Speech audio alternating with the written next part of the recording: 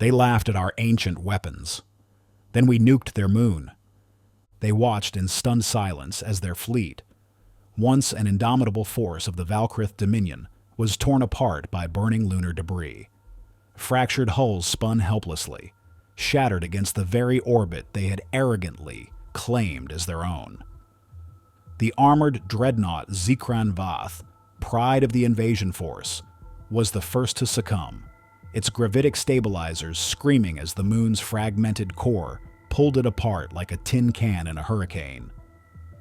It had been the perfect staging ground, the perfect war, the perfect humiliation of a lesser species. And yet, here they were, dying, all because they had underestimated humanity, because they had laughed. Oh, they had laughed. The pathetic primates with their primitive combustion engines, their inexplicable cultural obsession with warfare, their obsolete, projectile-based weapons. What could they possibly do against a race that had conquered entire star systems through pure, mathematical efficiency? They could, apparently, blow up their own damn moon, which, in hindsight, should have been the first sign that the Valkrith had made a terrible mistake. The Valkrith Dominion had long since perfected the art of war. Their society, engineered over millennia for conquest, revolved around precision, strategy, and complete battlefield control.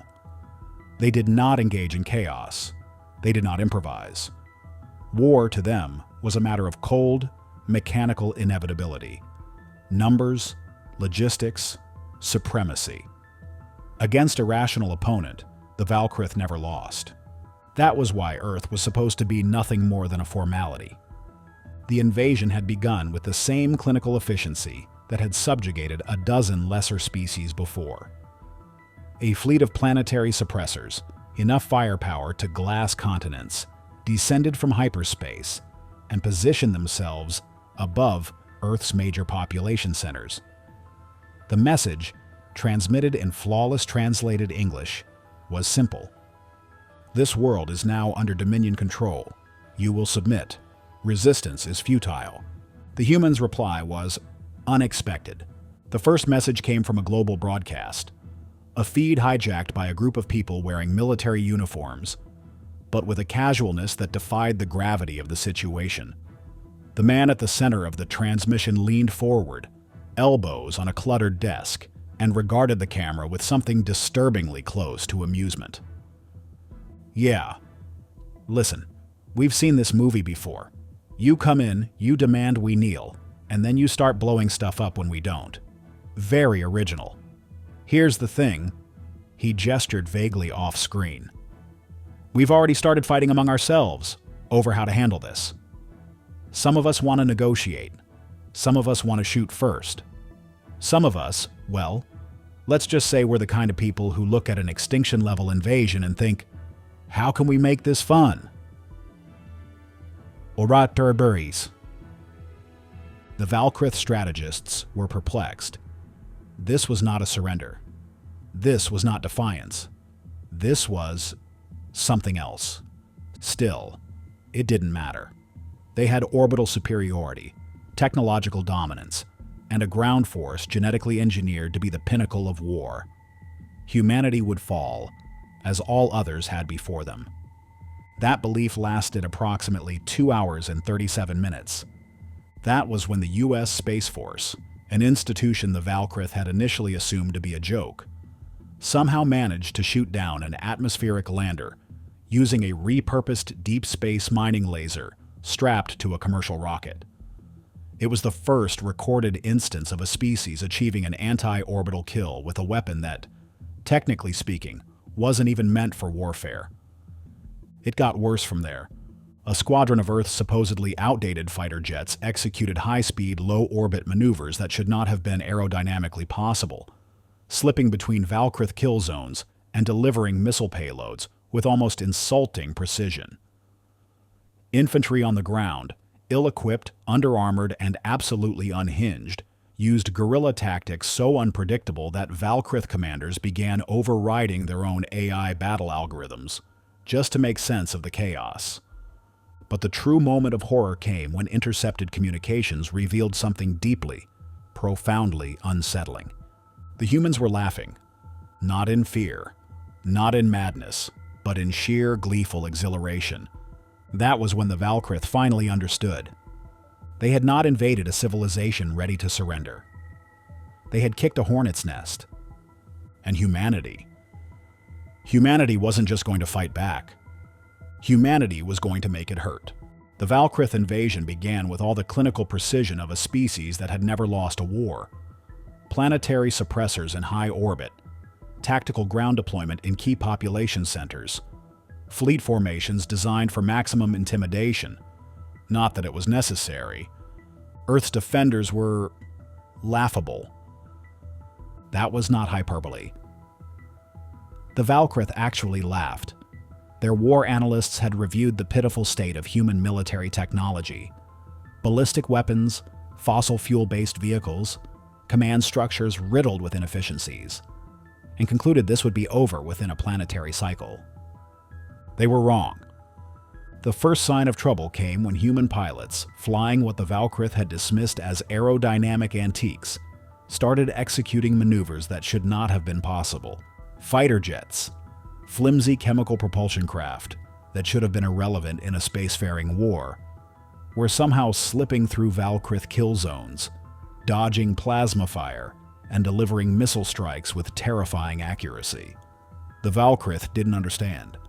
The mathematics didn't add up. It got worse. Somewhere in the ruins of what had once been New York City, a Valkrith assault walker, a towering behemoth of armor and energy shielding, was taken down by a garbage truck. A heavily modified garbage truck, to be fair, rigged with makeshift armor, a payload of homemade explosives, and a human at the wheel who had apparently decided that today was the day he would personally fight an alien empire. The Valkrith War Command reviewed the footage in stunned silence. Is that a civilian? One of them finally asked. He has no military insignia, another confirmed. They watched as the truck rammed into the assault walker's legs at full speed, detonating on impact. The human perished instantly. But so did the walker. The sheer kinetic force of the explosion had flipped the 80-ton war machine onto its back, where it lay, helpless, as human insurgents swarmed it like ants, prying open its armor plating with power tools and scavenged weaponry. Valkrith Command was not amused. The first countermeasure was an increase in orbital bombardment. Major cities burned. The human resistance should have crumbled. And yet it didn't. In fact, the humans only got meaner. Satellite interference rendered Valkrith communication unreliable. Valkrith landing zones were booby-trapped with nuclear mines. Cybernetic warfare, a field the Valkrith had assumed humanity to be primitive in, suddenly became a nightmare as human hackers infiltrated command systems and started feeding Valkrith units false orders. The Dominion fleet, for the first time in its history, was experiencing chaos. The worst part? The laughter. Intercepted human transmissions were full of it. They weren't just fighting back, they were having fun. Valkrith tacticians were baffled. It wasn't normal to see soldiers cracking jokes while under fire. It wasn't normal for pilots to scream, "Yeet," as they deliberately rammed into enemy cruisers at suicidal speeds. It wasn't normal for a group of engineers to strap a railgun onto a pickup truck and proceed to win a firefight against trained infantry. And yet, that was the reality of the war. The Dominion, used to cold, calculated victories, was up against an enemy that refused to act logically. The humans fought asymmetrically. They fought unpredictably. They fought as if they had nothing to lose.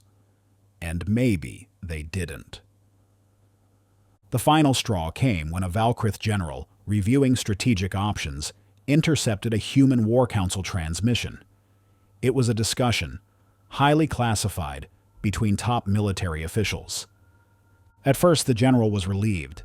Perhaps the humans were finally realizing their inevitable defeat. Then he heard the words that made his twin hearts freeze. So what if we just nuked their moon? Silence. Then laughter. Deep, terrifying, human laughter. The general's breath hitched. They wouldn't. They absolutely would. The Valkrith had had enough. They'd underestimated humanity once, and that mistake had cost them entire battalions.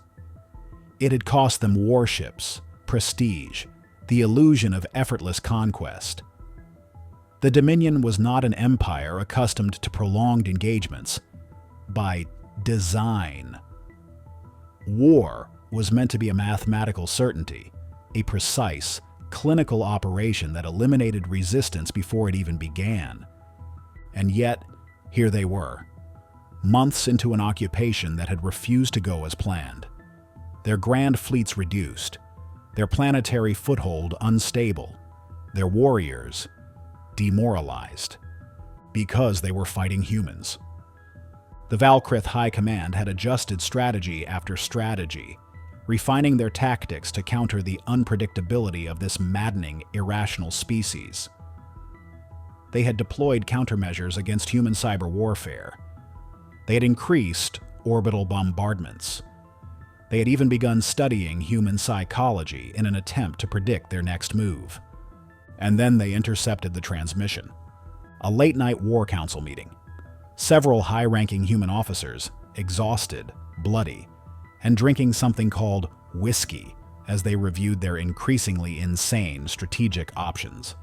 So what if we just nuked their moon? At first, the Valkrith analysts had dismissed it as another example of human gallows humor. A bad joke. A stupid joke. But the more they listened, the more the terror set in, because the humans were serious. And worse, they were already doing it. Somewhere in the chaos of the war, human engineers, those reckless, brilliant lunatics, had begun smuggling nuclear payloads onto the moon under the guise of asteroid mining operations. Slow, steady, invisible to Valkrith sensors. It was not a direct attack. It was not a traditional weapon. It was pure, distilled insanity, the kind of mad desperation that no logical species would ever consider. Because no rational commander would dream of detonating that much nuclear firepower within a planetary system just to win a battle. But humans? Oh, they absolutely would. The Valkrith fleet scrambled to counter the move, to intercept, to stop the unthinkable. High Command issued desperate orders. Troop deployments were redirected. Ships pulled back from the surface, abandoning planetary conquest in favor of lunar defense. They were too late. The first detonation was almost unimpressive. A distant, muffled ripple. A quake. A warning. The second one sent shockwaves through the entire lunar surface. By the time the third one went off, the moon was already beginning to break apart. And the humans kept going. The Valkrith fleet tried to stabilize their orbit, but they had never designed their ships for gravitational disruptions on this scale. Their once impenetrable formations, so perfect, so symmetrical, became death traps. Dreadnoughts spiraled into each other. Frigates were ripped apart by lunar debris. Escape vessels were crushed by the sheer, inescapable physics of planetary destruction. The war rooms of the Dominion screamed. Generals collapsed in disbelief. The once proud invasion force, the one that had blotted out the skies of Earth, was now dying in the cold of space, not because of human firepower, but because humans had decided to turn their own moon into a weapon. And somewhere, amidst the wreckage, among the screaming and the panic, there was laughter. The Valkrith heard it on the comms. They felt it. Not victory cheers, not strategic celebration. Numbered genuine, unhinged, gleeful human laughter. Because to the humans, this was just another Tuesday. The Valkrith Dominion had never known desperation. Not like this. For centuries, they had been the unchallenged apex predators of war. Methodical, efficient, precise. They had never needed desperation. Their strategies worked. Their victories were inevitable. Until now. Until humanity. The moon was gone. Their fleets shattered. their orbital supremacy obliterated. What was once a meticulously planned planetary conquest had turned into an uncontrolled, spiraling disaster. But the worst part, the most terrifying part, was what the humans were doing next. They weren't celebrating. They weren't pausing to regroup. They were attacking. The ground forces that the Valkrith had left behind, the ones meant to occupy the planet, were now trapped on a world that was suddenly very, very angry. Human resistance cells, once scattered and disorganized, had united into something far more dangerous. An army fueled by rage, vengeance, and the sheer insanity of a species that had spent its entire history perfecting the art of killing each other. And now, they had an actual enemy to focus on. The final battle did not begin like a battle at all. There was no ceremonial last stand. No formalized clash of armies. The Valkrith did not even receive a proper declaration that the humans were coming for them. They just came. From the ruins of cities, from the underground bunkers, from forests, mountains, even the goddamn oceans, they swarmed. Tanks made from scrap metal and stolen Valkrith armor plating. Power armor built from construction exosuits. Drones strapped with homemade explosives. And the worst part? They were laughing. Not just in defiance, not just in adrenaline-fueled rage. No, this was something deeper. A kind of laughter that had no place in war. A joyful, reckless, gleeful sound that sent ice-cold terror through the veins of the remaining Valkrith commanders. Because that was when they finally understood. Humans enjoyed this. The battle itself was chaos incarnate.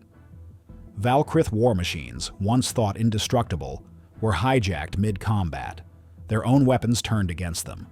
Human soldiers wielding rifles that should have been obsolete, outmaneuvered genetically engineered warriors.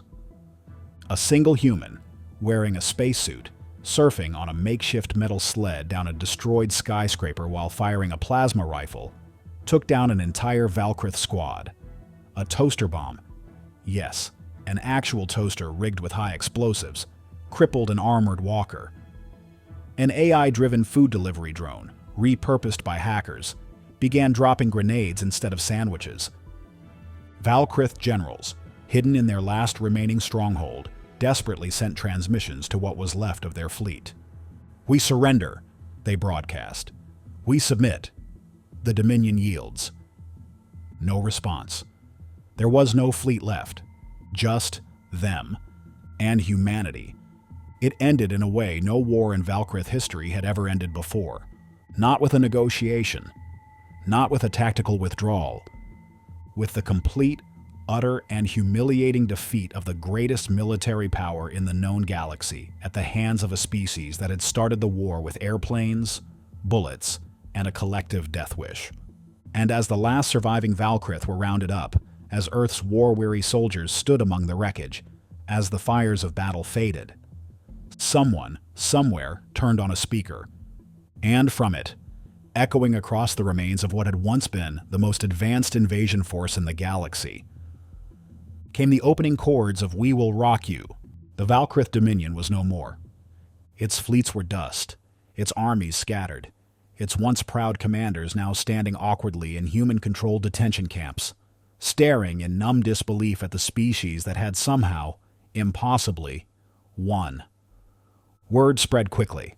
Across the stars, in darkened war rooms and alien councils, species that had once trembled before the Valkrith now watched in horror as the impossible became reality.